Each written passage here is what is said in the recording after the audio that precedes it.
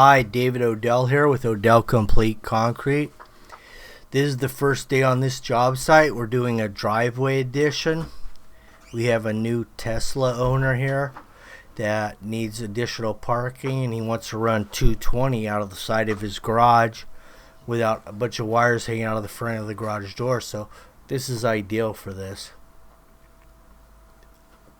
We're going to saw cut that sidewalk back to the front of garage. That way we get a nice chunk of concrete here without a bunch of breakups. Some people would pour around the sidewalk and fill in the planter, and it looks real Mickey.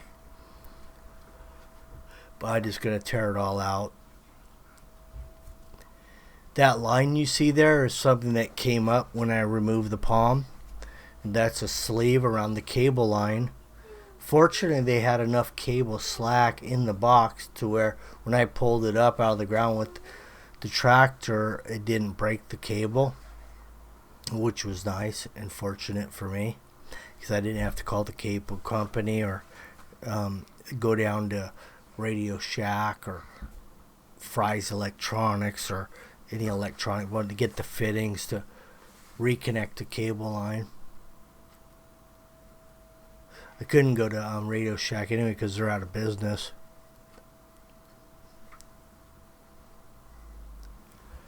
Anyway, so before I continued operating the tractor, after I pulled up that cable line, I traced it back with a hand shovel and dug back, and I found the actual box. It was about 18 inches below the top of grass.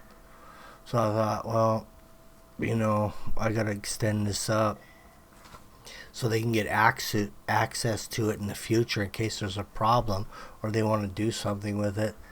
So I bought another canister and stacked them on top of each other and put a new lid on it and poured concrete around it.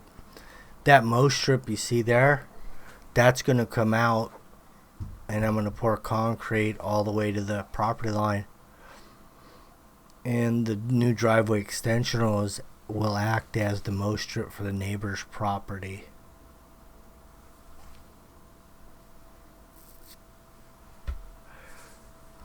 After years and years of mowing the lawn and the everything settling into the lawn, it comes up. So the mow strip was pretty low in comparison to everything else around it,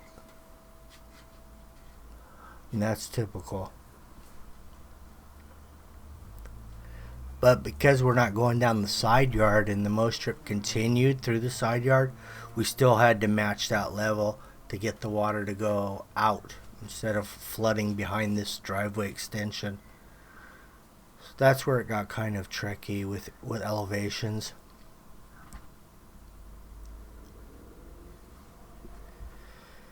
Now this ground was really saturated. I did the original estimate here, and just walking over it, I knew there was a water issue problem here. So I asked the homeowners to have the neighbors and you turn the waters off because I was 2 weeks out anyway. So we got the water turned off, and when I arrived, it was still wet. Luckily, I had a track instead of a tire. Otherwise, this job just wouldn't have flown. I would have never got it removed with any kind of equipment. It would have been a hand dig, basically, because I would have got sunk and I would have been dropped. It would have been a nightmare.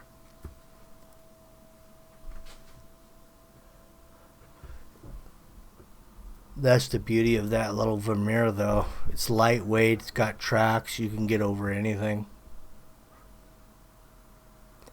Now we're going to go ahead and tailgate this, which I don't do much, but with all the chutes on this truck, and we're using Associated Ready Mix, by the way. We got all the chutes on here, and we're just going to drop it down and lay it out. The beauty of this is I can use the big rock, the 1-inch minus, and I'm still using a 3000 1-inch. So it's going to be creamy, it's going to be juicy, and it's going to be beautiful to finish. I don't mind big rock at all because once you tamp it down or vibrate it, you got all the cream in the world.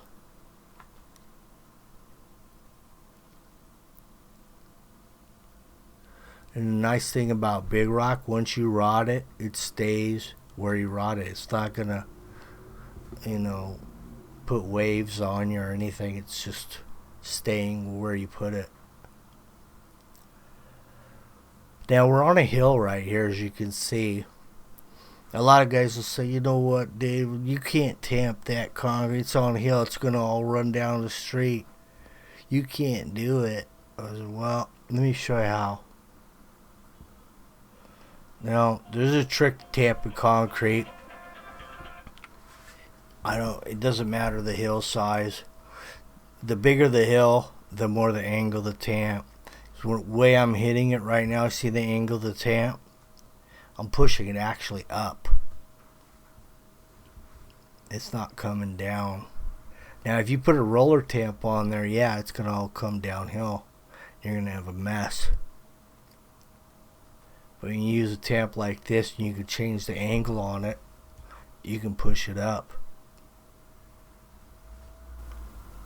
A lot of people don't know that, and I don't get it.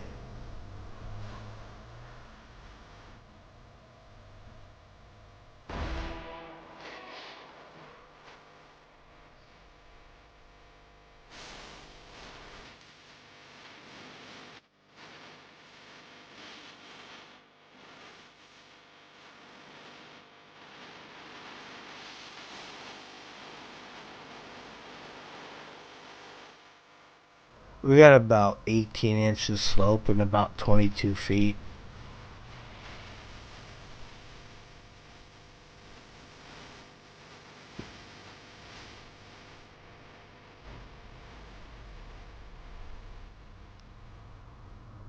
Well, let me take that back. Probably about 12 inches actually.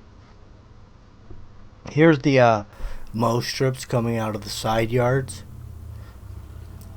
Now this is what we have to match, unfortunately, because I would have liked to raise them about 6 inches, readjusted the side yards, but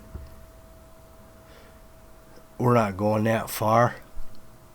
But I did have the opportunity to walk around the backyard and take a look at some potential future work, and there is some drainage issues that I'm going to have to address if I get back in here for sure.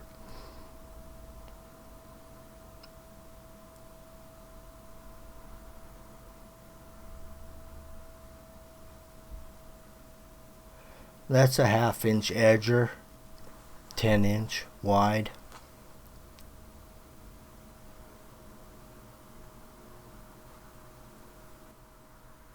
The homeowner had purchased all of the pipe to reconfigure it. I didn't really want to cap everything underground. The existing sprinklers that were there, I didn't really want to plug. I wanted to run a new line right out from wherever it exited from under the existing driveway, because I didn't want a bunch of old lines with a bunch of plugs to get to the side yard. So I ended up digging back and finding where it exited the existing driveway, cut it there, removed it all the piping, ran new pipe up to the side yard, beyond the side of garage. A lot of guys will go, we'll just put some plugs in here. We'll just plug every sprinkler head and then, let it go. But sometimes you run into this situation and they're using that real garbage pipe that you step on and it cracks. And that's how it was done back in the day. In this area, they use that pipe that's about thin as paper. You step on it, it cracks. So I just like to remove it all and run some 40 schedule. That way I know when I'm done, I'm not going to have a leak under my slab.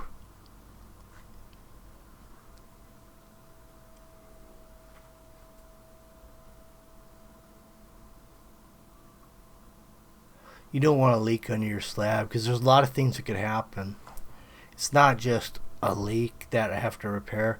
It's more than that. It's pressure that is in the soil that push it. They actually will push the slab up and heave the slab above the driveway, the existing driveway. So there's a lot of issues with pipes under concrete, and that's a big one of them. Especially if you don't dowel into the existing, you're going to really run into some issues if you get a broken sprinkler line under the concrete or a blowing plug. Plugs I hate. I hate plugs. I hate caps under concrete. I like solid pipes all the way.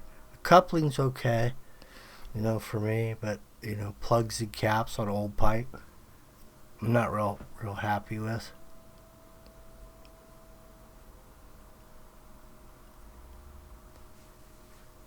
Yeah, but I've seen water leaks under sprinkler lines under these side wall driveway dishes that'll raise your concrete up an inch above your driveway in a month or less. Or overwatering. If this neighbor continues to overwater, guess what? It could cause hydraulic pressure underneath that slab. It could raise it above the city sidewalk real easily.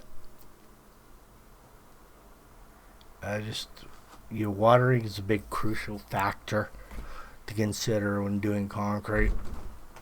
Anyway, thanks for watching my video. Have a good day. If you've learned anything, that's great. And subscribe, like, comment, and tell me anything about what you've seen here that you would have done differently, that you liked what you've seen that you didn't do before. Have a good one.